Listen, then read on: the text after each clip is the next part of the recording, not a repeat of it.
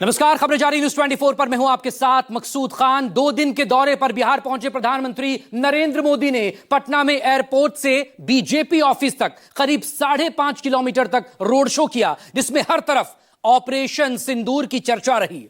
लोगों ने डमरू और ढोल बजाकर प्रधानमंत्री नरेंद्र मोदी का स्वागत किया, लेकिन इससे पहले पश्चिम बंगाल के अलीपुरद्वार में पीएम मोदी ने जब ऑपरेशन सिंदूर के साथ सिंदूर खेला का जिक्र किया तो ममता बनर्जी का गुस्सा 7वें आसमान पर पहुंच गया। ममता बनर्जी ने पीएम मोदी पर पश्चिम बंगाल को बदनाम करने का आरोप लगाया तो लगे हाथ ये चुनौती भी दे डाली कि अगर हिम्मत है तो कल ही चुनाव लड़ लें।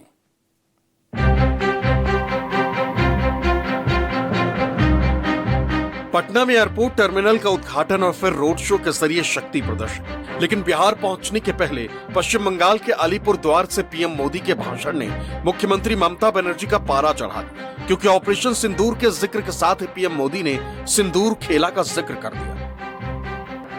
सिंदूर खेला की इस धरती पर आया हूं तो आतंकवाद को लेकर भारत के नए संकल्प की चर्चा स्वाभाविक है। आतंकवादियों ने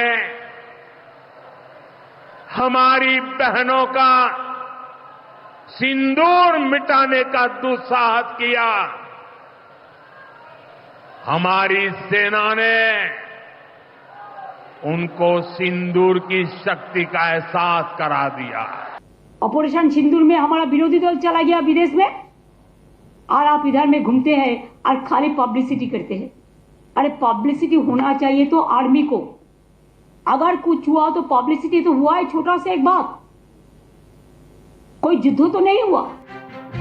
अलीपुरद्वार से पीएम मोदी ने आरोप लगाया कि बंगाल की जनता में चीख पुकार मची है और वो पश्चिम बंगाल की निर्मम सरकार को हटाने के लिए छटपटा रही है। लेकिन ममता बनर्जी ने इसे बंगाल का अपमान कहकर पीएम मोदी को कटघरे में खड़ा कर दिया। पीएम मोदी ने आरोप लगाया कि ममता बनर्जी सरकार केंद्र की योजनाओं को बंगाल में लागू नहीं होने दे रही, जिससे बंगाल का विकास नहीं हो रहा। ये बंगाल की जनता के साथ धोखा है। लेकिन दीदी ने इस इल्जाम को भी सिरे से खारिज कर दिया। 16 बड़े इंफ्रास्ट्रक्चर प्रोजेक्ट यहां की सरकार अटकाए हुए है। ये 90,000 करोड़ रुपए से अधिक के प्रोजेक्ट है। कहीं रेल लाइन आनी थी, रुकी पड़ी है। कहीं मेट्रो बननी थी, रुकी पड़ी है। कहीं हाईवे बनना था, बंद पड़ा है। कहीं अस्पताल बनना था, कोई पूछने वाला नहीं। ऐसे प्रोजेक्ट्स को ये टीएमसी ने लटका करके रखा है। ये पश्चिम बंगाल के आप लोगों के साथ बहुत बड़ा धोखा। पीएम मोदी ने अपने संबोधन में बंगाल के शिक्षक भर्ती घोटाले का जिक्र किया। दलील ये कि सरकार ने हजारों शिक्षकों का भविष्य बर्बाद कर दिया। लेकिन ममता ने इसका ठीकरा भी बीजेपी और केंद्र सरकार पर फोड़ दिया। टीएमसी सरकार ने अपने शासनकाल में हजारों टीचर्स का फ्यूचर बर्बाद कर दिया, उनके परिवारों को तबाह कर दिया, उनके बच्चों को असहाय छोड़ दिया। टीएमसी के घोटालेबाजों ने सैकड़ों गरीब परिवार के बेटे बेटियों को अंधकार में धकेल दिया है। ये सिर्फ कुछ हजार टीचर्स के भविष्य के साथ खिलवाड़ नहीं है, बल्कि पश्चिम बंगाल के पूरे एजुकेशन सिस्टम को बर्बाद किया जा रहा है। टीचर्स के अभाव में लाखों बच्चों का भविष्य दांव पर है। इससे पहले कांग्रेस ने ऑपरेशन सिंदूर का श्रेय लेने को लेकर पीएम मोदी और बीजेपी पर तीखा हमला किया। इसे शर्मनाक सियासत का उदाहरण बता दिया। देखिए, ट्रेन की टिकट पर ऑपरेशन सिंदूर के साथ मोदी जी की फोटो, तमाम बड़े बड़े होर्डिंग में, पोस्टर में, बैनर पे, हर पेट्रोल पंप पे, देश के हर प्रांत, हर जिले, हर नुक्कड़, हर गली, हर मोहल्ले में ऐसे बड़े बड़े होर्डिंग लगाकर ऑपरेशन सिंदूर के साथ अपनी फोटो चिपकाने से शायद मोदी जी का मन नहीं भरा। जो नाम मैंने लिए उनमें से एक व्यक्ति उनके साथ नहीं खड़ा है जिसके लिए पुष्प वर्षा हो रही, बल्कि गुजरात में स्थानीय जिले का कलेक्टर जाता है, बात करता है सोफिया कुरैशी के परिवार से और उस जाबाज बेटी के परिवार को कहता है कि आप भी खड़े हो जाइए लाइन में और मोदी जी के ऊपर पुष्प वर्षा कीजिए। पुष्प वर्षा, इससे ज्यादा शर्मसार होने की बात कोई नहीं हो सकती। और सियासत किस तरह की है कि सिंदूर बटेगा और किस दिन से शुरू होगा?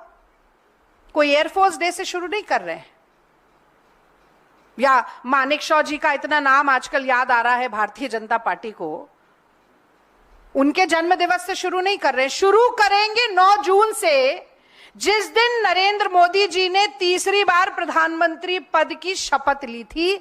इससे ज्यादा सिंदूर की ऊपर राजनीति का घटिया और बेहुदा उदाहरण आपको नहीं मिल सकता। कांग्रेस ने यह सवाल भी दागा कि जब तक आतंकियों को पकड़ा या मारा नहीं जाता, तब तक बीजेपी और आरएसएस के लोग किस मुंह से सिंदूर बांटेंगे। अगर आप सिंदूर बांटना चाहते हैं जाके घर घर, तो मेरे 3 सवाल हैं जिनका जवाब आपको, भारतीय जनता पार्टी और संघ के कार्यकर्ताओं और नेताओं को, इस देश की महिलाओं को, बेटियों को जरूर देना चाहिए। और पहला सवाल यह है कि पराये आदमियों द्वारा दिया गया यह सरकारी सिंदूर, पराये आदमियों द्वारा दिया गया यह सरकारी सिंदूर किसके काम आएगा और किस लिए काम आएगा? तो जो हिंदू धर्म के स्वघोषित ठेकेदार हैं, संघी और भाजपाई, तो ये जब आपके कार्यकर्ता डिब्बियों और पैकेट में सिंदूर पहुंचाएंगे, और लिख कर रख लीजिए कि जिस डिब्बी में, जिस पैकेट में सिंदूर जाएगा उसके ऊपर भी मोदी जी की फोटो छपी होगी। पीएम मोदी के बिहार दौरे के 2 दिन पहले से ही पटना की सड़कें ऑपरेशन सिंदूर के पोस्टर से पटी थी। पीएम मोदी के दौरे को लेकर उत्साहित बीजेपी के नेता तराने सुनाने लगे, लेकिन आरजेडी ने भी गाने का जवाब गाने से ही दिया। दलील ये कि बिहार से किया गया पिछला वादा पूरा क्यों नहीं हुआ। प्रधानमंत्री जी, आपने जिस तरह पाकिस्तान के धरती में घुसकर आतंकवादियों के निशाने को, आतंकवादियों के ठिकानों को आपने नस्तानाबूद करने का काम किया, जिस तरह से दुर्दांत आतंकवादियों को आपने मौत के घाट उतारकर जनाजा निकलवा करके पूरे दुनिया को उस जनाजा को दिखलाने का काम किया और युद्ध का विराम किया, और यह भी बता दिया कि अगर पाकिस्तान थोड़ा भी आतंकवादी को शेल्टर देगा, अपने धरती का उपयोग कराएगा, तो फिर अब गोली नहीं गोला वहां बरसेगा। हमने सदैव देश की सेना के शौर्य, पराक्रम और वीरता को सलाम किया है, गर्व किया है। सिंदूर सुहाग का प्रतीक है। सिंदूर का अगर राजनीतिकरण करोगे तो सुहागिन के प्रकोप से डरो। जिस दिन बिजली बन करके टूटी ना, परिणाम अच्छे नहीं हो। ऑपरेशन सिंदूर पर जारी सियासत के बीच नेता विपक्ष राहुल गांधी ने पीएम मोदी को पत्र लिखकर पुंछ में पाकिस्तानी गोलीबारी के पीड़ित परिवारों के लिए राहत और पुनर्वास पैकेज की मांग की। इससे पहले राहुल गांधी ने एक्स पर अपने पुंछ दौरे का एक वीडियो शेयर किया। दलील ये कि पुंछ का दर्द वहां जाकर ही महसूस होता है। Bureau report, news 24।